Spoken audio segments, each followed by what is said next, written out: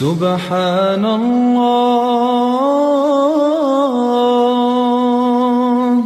والحمد۔ السلام علیکم ورحمۃ اللہ وبرکاتہ۔ ناظرین، اللہ پاک نے ہم سب کو بہت سارے انعامات سے نوازا ہے، بڑی دولتیں دی ہیں۔ سب سے بڑی دولت جو اللہ پاک نے ہمیں عطا فرمائی ہے وہ ایمان کی دولت ہے، اسلام کی دولت ہے۔ ایمان اور اسلام کے بعد سب سے بڑی دولت جو ہم سب کو اللہ سبحانہ و تعالیٰ نے عطا کی ہے وہ والدین کی دولت ہے۔ جن کے پاس والدین کی دولت ہے، جن کے ماں باپ باحیات ہیں، ان کے پاس دنیا کی بہت بڑی دولت ہے، بہت بڑا سرمایہ ہے۔ ایک تحریر میری نظر سے گزری، حضرت شاہ ابرار الحق صاحب ہردوئی کے بڑے بزرگ گزرے ہیں، ان کی ترتیب شدہ اور ان کی تصدیق کے ساتھ ایک تحریر میری نظر سے گزری۔ اس میں والدین کے حقوق کی نشاندہی کی گئی تھی۔ زندگی میں کون سے حقوق ہیں والدین کے، اور بعد از مرگ، موت کے بعد، ان کے انتقال کے بعد کون سے حقوق ہیں والدین کے، ماں باپ کے، وہ اس میں بتائے گئے تھے۔ ایک جگہ یہ تحریر میری نظر سے گزری، میں نے مناسب سمجھا کہ وہ تحریر اور وہ حقوق آپ کے ساتھ شیئر کروں، آپ کو بتاؤں، شاید ہم میں سے کسی کے لیے عمل کا ذریعہ بن جائے اور ہم ان پر عمل کریں اور اپنے لیے دنیا و آخرت کی کامیابی اور کامرانی ہمیں اس کے ذریعے حاصل ہو، اللہ کی رضا حاصل ہو۔ یاد رکھیے کہ اللہ سبحانہ و تعالیٰ نے قرآن پاک میں جگہ جگہ جہاں اپنے حقوق بتائے ہیں، اپنی عبادت کا مطالبہ کیا ہے، وَقَضَىٰ رَبُّكَ أَلَّا تَعْبُدُوا إِلَّا إِيَّاهُ وَبِالْوَالِدَيْنِ إِحْسَانًا، وہیں پر اللہ سبحانہ و تعالیٰ نے والدین کے ساتھ احسان اور والدین کے ساتھ حسن سلوک کی بھی تاکید کی ہے اور اس کا حکم دیا ہے۔ تو میں آپ کے سامنے واضح کرنا چاہتا ہوں، بتانا چاہتا ہوں کہ وہ کون سے حقوق ہیں جو زندگی میں والدین کے واجب ہوتے ہیں اولاد پر، اور کون سے حقوق ہیں جو والدین کے انتقال کے بعد اولاد کے ذمہ واجب ہوتے ہیں۔ بہت دھیان سے سنیں، 7 حق زندگی میں ہیں، اسی طرح 7 حق وہ ہیں والدین کے جو ان کے مرنے کے بعد ہم پر واجب ہو جاتے ہیں۔ اور یہ جو حقوق ہیں، ایسا سمجھیے کہ قرآن و حدیث کی تعلیمات کا ایک طرح سے نچوڑ ہے، قرآن و حدیث کی تعلیمات سے مستفاد ہیں۔ یہاں پہ دلائل نہیں ہیں، بس وہ نمبر وائز وہ حقوق بیان کیے جا رہے ہیں۔ دلائل آپ کو آسانی سے مل جائیں گے اگر آپ کو واقعی اس کی حاجت ہے، ورنہ یہ ایسی چیزیں ہیں جو بالکل واضح ہیں اور قرآن و حدیث سے بالکل متفق ہیں اور موافق ہیں۔ تو زندگی میں 7 حق ہیں والدین کے۔ پہلا حق ان کی عظمت، پہلا حق ہے عظمت، یعنی والدین کا اکرام کیا جائے، ان کا احترام کیا جائے، نوٹ کریں۔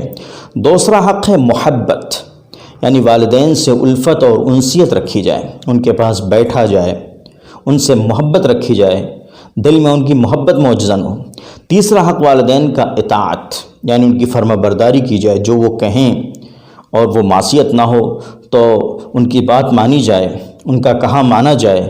چوتھا حق ہے خدمت، ان کا کام کرنا، اپنے ہاتھ سے ان کا کام کر دیا جائے، یا ان کے آرام کا خیال کرنا، ان کے کام آنا۔ پانچواں حق ہے فکر راحت، ان کو آرام پہنچانے کے لیے تگ و دو کرنا، ان کو آرام پہنچانے کی فکر کرنا کہ والدین کو راحت حاصل ہو، والدین کی زندگی چین و سکون کے ساتھ گزرے۔ چھٹا حق ہے رفع حاجت، یعنی ان کی ضرورتیں پوری کرنا، جن چیزوں کی ان کو ضرورت ہے وہ ضرورتیں ان کی پوری کی جائیں، ان کی ضرورتوں سے غفلت نہ برتی جائے۔ اور ساتواں حق ہے کبھی کبھی ان کی زیارت و ملاقات، اگر ان کے ساتھ کوئی لڑکا رہتا ہے، کوئی اولاد ان کے ساتھ رہتی ہے تو وہ تو بڑی خوش نصیب ہے، لیکن اگر کسی وجہ سے والدین سے دور ہیں ہم، اولاد والدین سے دور ہے، تو وقت نکال کر اپنی مصروفیات میں سے، اپنے کاروبار میں سے ان کی کبھی کبھی زیارت کرنا، ان سے ملاقات کرنا۔